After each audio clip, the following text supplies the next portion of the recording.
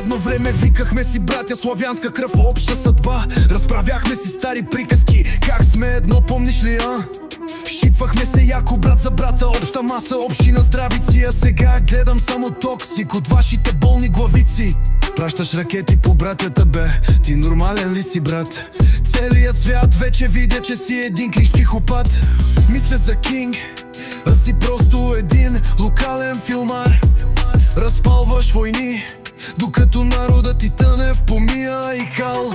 Путин е юдо, от ада с поглед на змия. Продаде душата си, щупи вайба на славянската дружба. Мамка му мръсна, говориш за руски мир, за някаква си чест. Ама братко, я се спри, че говориш на нашия език. Престани да флексваш. Присвоявате си буквите, нашата азбука, нашата реч, викате и руска е. Все едно сте я измислили вие, нали се сещаш? Ама историята помни в Преслав и Охрид кой е писал. Докато вие сте гонили мечки в гората, нашият език е цъфтял. И да не забравиш кой ви даде вярата, кой ви изми от калта. Довки ви кръстихах с нашите книги в ръка. Сега ни обясняваш как да живеем, кой е прав, кой е крив. Все едно куче без кошара и двор да ми дава на мене акъл да ти го натрия. Путин е юда, от ада с поглед на змия.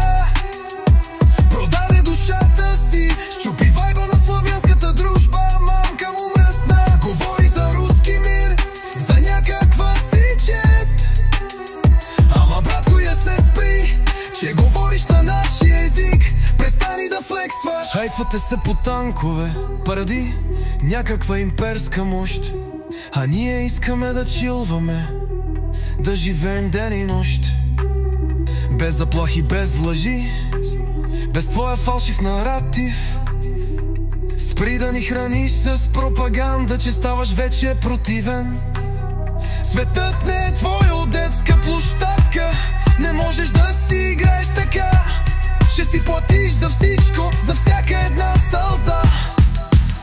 Така че млъкни, запомни откъде ти идват буквите. Запомни кой ти даде